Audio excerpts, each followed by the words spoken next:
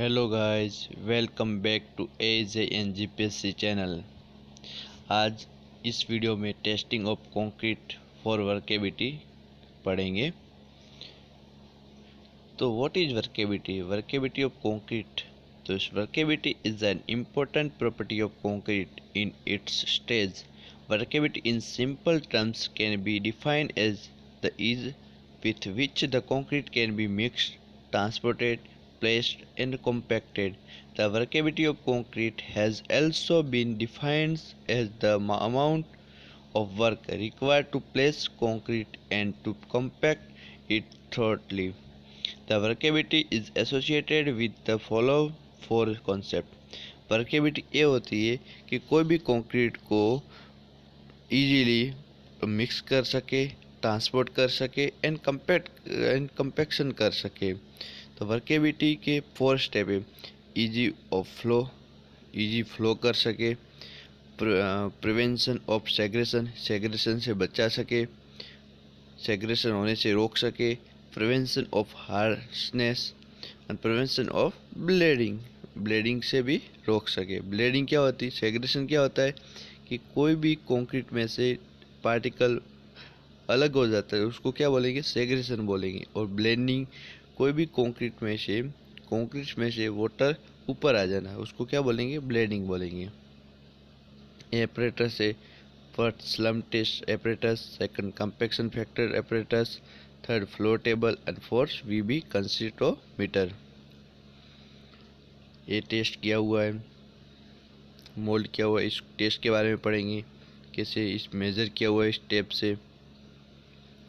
What is workability of concrete? Concrete की workability बता दिया कि किस तरह किया जाता है। तो useful for AE and GPSC exam में आपका स्वागत है। Testing of concrete for workability, उसके 4 स्टेप है, 4 मेथड है। Slump test method, compaction factor test, flow test and VB test. तो फर्स्ट पढ़ेंगे स्लम टेस्ट। सबसे most important slump test and compaction factor test है। तो फर्स्ट पढ़ते हैं slump test. Most common method जो भी कंस्ट्रक्शन में किए जाते हैं, तो मेनली स्लम टेस्ट तो किया जाता ही है, वो फाइंड आउट करना ही पड़ता है। उसकी टॉप का डायमीटर है 10 centimetre, bottom 20 centimetre and height 30 centimetre.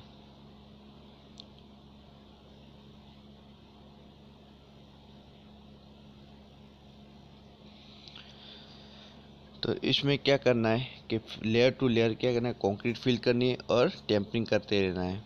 Layer to layer concrete fill करके उसको 20 नंबर तक कंपैक्ट करना है, 25 टाइम तक। एंड उसके बाद मोल्ड को क्या करना है? रिमूव करना है इमीडिएटली अपर डायरेक्शन में। उसकी वजह से क्या होगा? कंक्रीट नीचे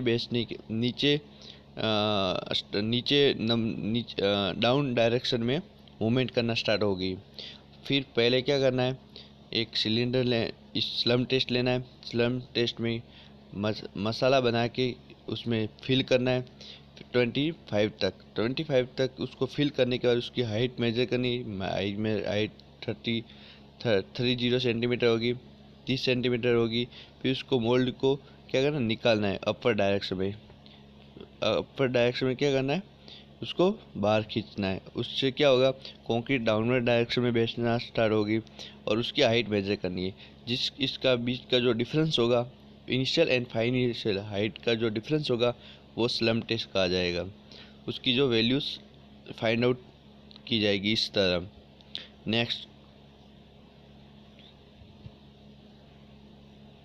compaction factor test. Compaction factor test में क्या करेंगे? एक ये इंस्ट्रूमेंट लेंगे, अपर ओपर है, लोअर ओपर है, सेकंड सिलेंडर, नेक्स्ट बेस है। ओपर में कंक्रीट को भरेंगे, 2 टाइप से भरेंगे, एक तो कंपैक्शन और एक बिना कंपैक्शन। तो पहले बिना कंपैक्शन भरेंगे। This test is used for concrete passing है वेरी लो वर्केबिलिटी। ये जो टेस्ट है वो वेरी लो वर्केबिलिटी के लिए यूज़ करते हैं। इसके लिए स्लम टेस्ट सूटेबल नहीं होता है। तो क्या करना है? Principle of test is based upon finding the degree of compaction achieved by the standard amount of work done by the concrete when allowed to fall from known height।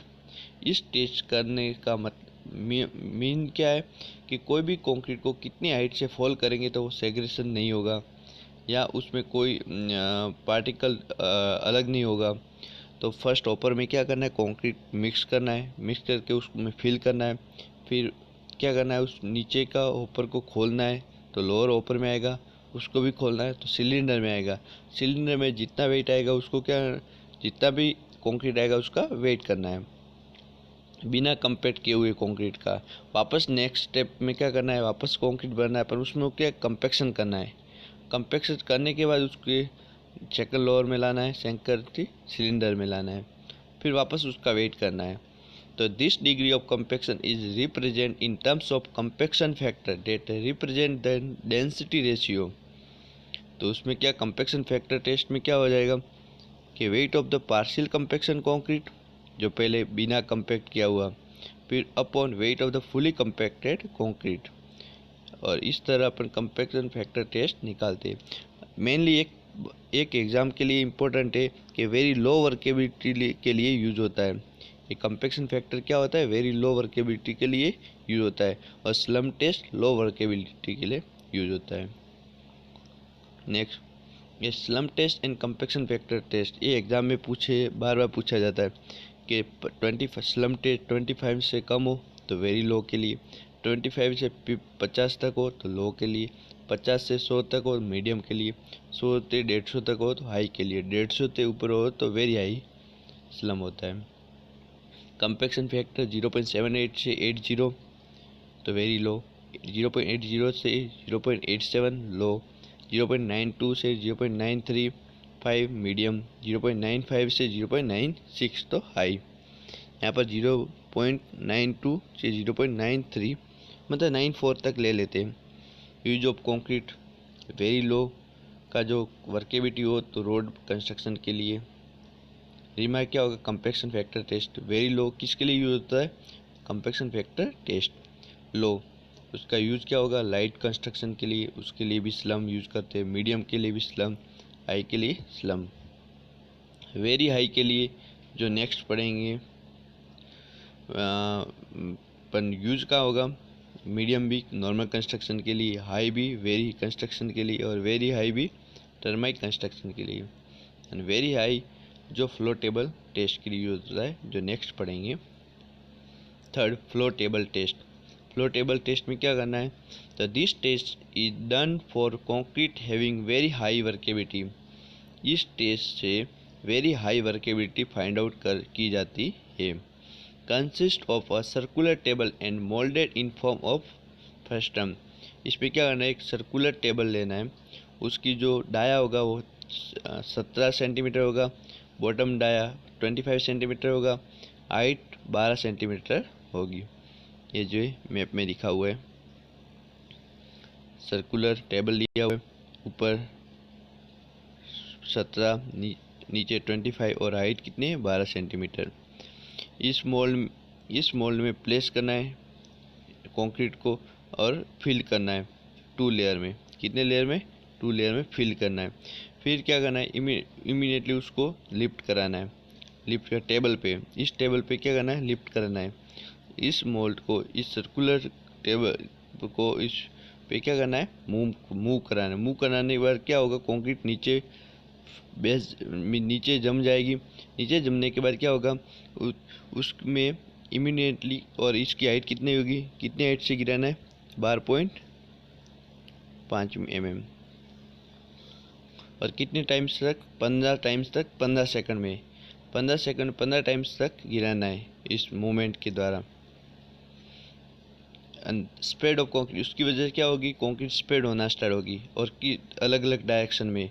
तो वो direction अपन को नोट करनी है कि कितनी direction में वो concrete spread हो रही है। तो 6 डायरेक्शन में, and further use to repeat the workability in terms of flow percent.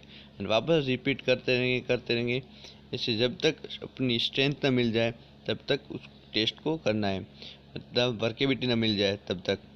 तो उस वर्केबिलिटी निकालने का formula, percent of flow spread of concrete minus 25 upon 25 into 100। तो इस तरह किया जाता है flow of table test. Next VB test. So this test is used for the concrete that passes low workability having the value of slump limit to 50 mm। 50 mm तक वो low value slum लो workability के लिए होती है। उसकी जब 50 mm तक limit होती है तो वो लो वर्केबिलिटी के लिए यूज होती है। इसमें क्या करता है, एक स्टैंड है, उसके साथ एक स्लम कोन है और कॉनिकर है और VB टेबल है। तो VB टेब में क्या करना है, in this test mould in the form of frustum in placed inside the cylinder. Cylinder में एक मोल्ड प्लेस करेंगे and concrete to be tested in filled in the mould that is lifted immediately after it is filled completely. इस cylinder में क्या करेंगे, concrete भरेंगे। Concrete भरने के बाद क्या करना है, उस सिलेंडर को क्या करें, कंटेनर ऊपर की डायरेक्शन में क्या करें, मूव कराए देंगे तो क्या कंक्रीट नीचे भेज जाएगी।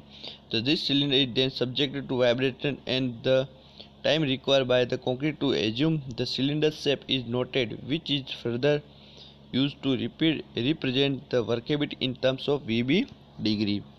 एंड उसके बाद क्या करेंगे, मूवेबल कराएंगे सिलेंडर को वाइब्रेटर के द्वारा टाइम्स तक कंक्रीट को क्या एज्यूम करेंगे सिलेंडर शेप में। इसमें ये मेनली यूज नहीं होता है, पर एक बार पढ़ना है कि क्या करना है, इसमें कंक्रीट फिल करना है, उस कंटेनर को बाहर निकालना है तो स्लम में क्या होगा, मूवमेंट करेगा तो क्या कंक्रीट नीचे अलग एक डायरेक्शन में क्या स्प्रेड होगी और उसको क्या करना, नोट करना है। तो थैंक्स फॉर वॉचिंग।